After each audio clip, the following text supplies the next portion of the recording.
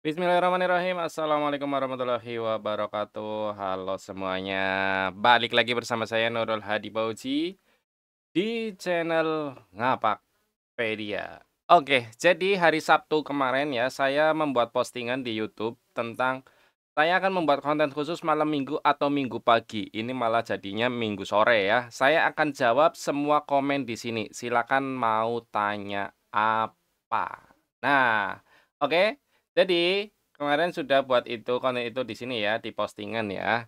Kita akan langsung saja jawab pertanyaan-pertanyaan yang ada di komentar di postingan ini teman-teman ya. Yang pertama ada berapa komen nih? Lumayan banyak ya. Yang pertama dari sini. Jelaskan ini ya Bang. Oke. Waduh, baru pertanyaan pertama. Suruh menjelaskan. Yang terhormat Bapak Ibu Kepala Sekolah dan kasih kurikulum sehubungan dengan adanya perubahan Dapodik. Oke, integrasi kurikulum Merdeka mohon dampingi operator untuk membedakan mana kelompok program keahlian dan mana kompetensi keahlian. Bekali mereka dengan spektrum kompetensi keahlian, jangan dilepas, perlu cek dan recheck kepada mereka karena banyak yang tidak tahu bahwa kelas 10 berbasis program keahlian dan kelas 11 menjadi konsentrasi keahlian. Tim dinas menjadi berulang untuk memverifikasi kurikulum Merdeka karena operator memaksakan ketidaktahuannya. Waduh. Tentang kurikulum Merdeka asal valid dan bisa sinkron Dapodik. Oke, ini sepertinya pertanyaan dikirim ulang ya. Jadi ini lebih lebih simpelnya gini aja ya teman-teman ya.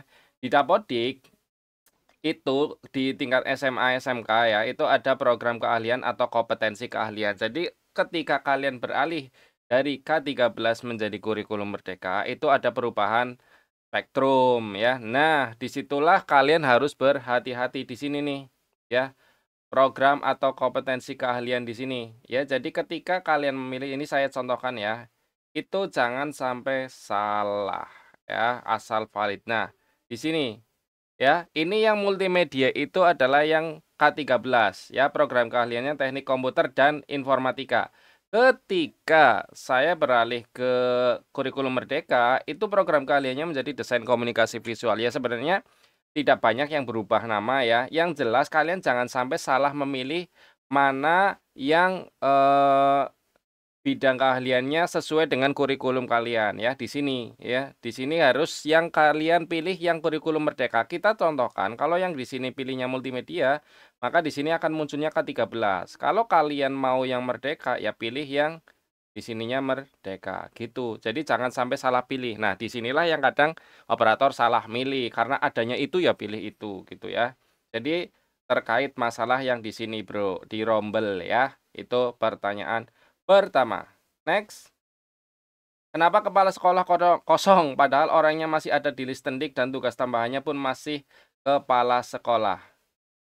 Kosongnya gimana Bang? Di beranda Dapodik sebenarnya untuk kepala sekolah itu ada 3 hal yang perlu diperhatikan. Yang pertama, pastikan orangnya ada di daftar tendik. Kemudian yang kedua, pastikan tugas tambahannya ada ya.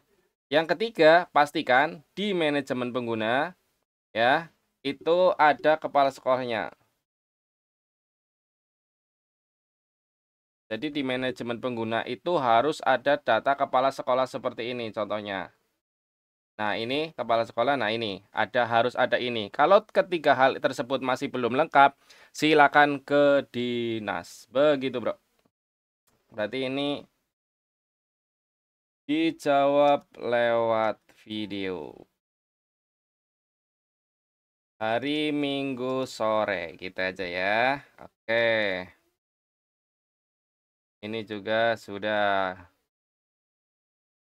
Mas, apa sudah benar-benar bisa mengubah rombel di Dapodik SD kelas 1 secara serentak? Benar. Silakan lihat video saya tentang Dapodik ya. Di sini ada. Pokoknya lihat saja video panduan mengubah kurikulum Merdeka setelah update Dapodik itu ada. Saya di SMK Bosku masalah kurikulum Merdeka ya tetap tidak muncul padahal step by step-nya sudah dilakukan tetap tidak muncul kurbernya. Terima kasih. Ini harus dilakukan di dinas ya. Pastikan sudah ditambahkan di sininya Bro, di bagian sekolah, lalu ke menu ini, program yang dilayaninya harus sudah ada. Mana. Kompetensi keahlian yang dilayani. Nah, ini ya. Yang ini ya. Harus yang kurikulum merdekanya harus ada. Kalau belum ada ya silakan tambahkan di Dinas Pendidikan. Oke. Kemudian saya sudah terlanjur input siswa baru di SP Datadik. Oke, karena lama diproses, akhirnya saya input siswa baru di Dapodik langsung. Ora sabar. Yang kayak gini ini jangan dicontoh ya teman-teman ya. Setelah saya sinkron muncul 2 nama ganda. Ya, inilah akibatnya ya. Saya hapus salah satu, setelah saya sinkron lagi, siswa yang saya hapus tadi balik lagi Kak. Caranya gimana biar permanen? Semoga dijawab. Jadi, kalau ada 2 siswa masuk secara bersamaan, keluarkan yang hasil input manual saja. Yang hasil input manual yang di Dapodik itulah yang dikeluarkan ya. Jangan yang hasil tarik dari SP Datadik ya. Itu lebih aman seperti itu. Bang, tutor install VHD buat persiapan ANBK semi daring. Sebenarnya prosesnya sama, Bro. Untuk semi daring itu bisa lihat di video saya yang lama. PHD ANBK 2023 Ngapakpedia. Karena saya sekarang pilihannya mode full online, Bro. Sorry ya. Nah, ini cara setting VHD ANBK 2023. Silakan dipakai. Caranya sama, prosesnya sama, hanya beda jenis VHD-nya aja. Gitu. VHD-nya pakai yang VHD sekarang. Kapan jadwal live lagi, Bang? Sepertinya sudah padat ya, karena sekarang sudah masuk jam efektif, jadi sulit, Bos. Maaf ya. Kita lanjut. Data PTK baru sudah masuk Dapodik, ada beberapa yang invalid. Salah satunya riwayat pendidikan formal. Untuk mengedit yang S1 melalui PTK Datadik, saya coba masuk ternyata tidak mendapatkan izin. Saya cek di verbal PTK, P3K baru masuknya ke tidak aktif PTK. Dan ada 2 orang belum masuk ke verbal PTK. Saya harus gimana? Yang pertama, silakan ke dinas untuk mengaktifkan PTK tersebut. Selain itu, ya, untuk menghindari invalid riwayat pendidikan formal, itu kalian bisa menambahkan yang dari SD ke SMP-nya, ke SMA bahkan, itu di Dapodik langsung. Yang penting bisa tukar pengguna. Nah, kalau tidak bisa tukar pengguna itu baru ke dinas. Jadi ini nomor 1 itu diselesaikan semuanya langsung di dinas, ditangani di dinas biar selesai langsung ya. Yang kedua, peserta didik dari luar Dapodik belum muncul di Dapodik. Tempat approval kirim data ke dinas. Untuk melihat data siswa, apakah perlu sinkronisasi dulu atau input manual di SP Datadik melalui non-Dapodik? Ini pertanyaannya agak bingungi ya. Peserta didik dari luar Dapodik belum muncul di Dapodik. Oke. Tempat approval kirim data ke dinas. Oke, berarti kan ini kalau minta approval sudah input di SP Datadik ya. Tapi pertanyaan berikutnya, untuk melihat data siswa apakah perlu sinkronisasi dulu atau input manual di SP Datadik melalui non-Dapodik? Ini gimana sih maksudnya? Kalau dari luar Dapodik, terus ini sekolahnya juga tingkat apanya saya tidak tahu ya. Intinya gini ya, untuk peserta didik yang baru, kalau memang berasal dari Dapodik itu tariknya di SP Datadik. Kalau dia dari luar Dapodik dan belum pernah terdata di Dapodik, untuk TK, SD, PAUD boleh input langsung di Dapodik ya. Kalau yang inputnya di SP Datadik dan sudah di-approve oleh dinas, ya silakan tarik data atau sinkronisasi agar siswa barunya masuk ke Dapodik. Begitu. Mohon maaf kalau penafsiran pertanyaannya salah, tapi ya karena memang pertanyaannya sulit dipahami. Residu NSN di verbal ada tapi di quality control status kosong, gimana solusinya? Itu biarkan saja, sedang proses pemadanan, biasanya itu khusus untuk yang NISN baru atau NISN-nya di input manual. Karena PD dari luar Dapodik. Keaktifan PTK emang masih kedeteksi tahun pelajaran yang lama ya Pak. Bagaimana cara merubahnya ke tahun pelajaran yang baru? Ini kan yang di bagian mana ya? Kalau yang ini saya masih belum maksud pertanyaannya, keaktifan PTK itu setahu saya sudah otomatis sekarang ya. Yang centang-centangnya ya. Jadi lihat saja di pembaruan Dapodik 2025 untuk status keaktifan PTK itu sudah diatur oleh pusat. Begitu setahu saya. Ini kalau saya salah memaknai pertanyaannya ya mohon maaf ya. Saya adalah operator PAUD, saya sudah sinkron Dapodik 2 kali. Oke, tetapi masalah yang saya alami adalah NISN tidak ada. Kira bagaimana solusinya? NISN itu akan muncul otomatis ketika siswa tidak masuk residu. Jadi sabar dulu. Selama datanya masih proses pemadanan data, ya sabar ya. NISN akan ada otomatis kalau tidak residu. Saya mau tanya apakah bisa install ulang Dapodik di laptop baru meskipun sudah install di laptop lama dan sudah sinkron? Terima kasih. Ya boleh sekali. Nanti datanya pun akan kembali ke data terakhir sinkron, nggak masalah. Bagaimana solusi invalid siswa baru yang dari email setelah diperbaiki biodatanya saat ingin menyimpan data tidak tersimpan dan gagal? Sudah berkali-kali coba tetap sama. Mohon pencerahannya, Pak. Ini perbaikannya di mana ya? Bagaimana invalid siswa baru yang dari email setelah diperbaiki biodatanya saat ingin menyimpan data tidak tersimpan dan gagal? Bisa jadi itu karena datanya terlalu banyak yang salah ya. Yang penting perbaikannya di Verbal PD. Kalau di Verbal PD tidak bisa diperbaiki karena terlalu indeks perubahan tidak mencukupi, silakan ke Dinduk Capil orang tuanya untuk proses pemadanan data ya. Dapodik SD untuk kelas 3 dan 6 masih belum IKM ya Bang? Sudah bisa, silakan disimak video saya ya. Sudah ada panduan khusus yang IKM. Ada kok di SID Ngapakpedia, di kumpulan tutor ini.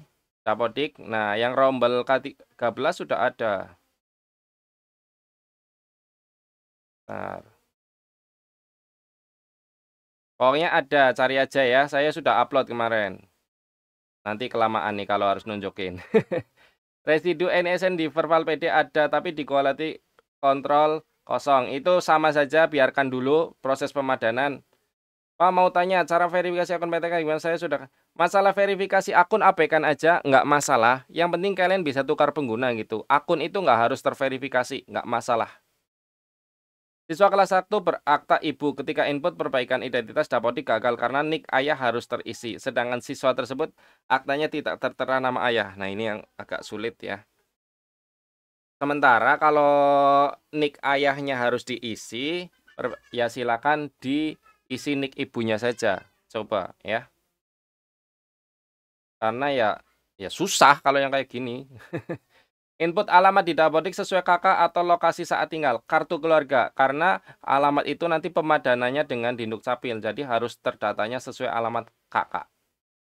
Ada berapa siswa dari MIS ganda namanya jadi belum bisa ditarik. Apakah langsung isi manual non Dapodik non MIS dan gara-gara itu belum sinkron sekalipun?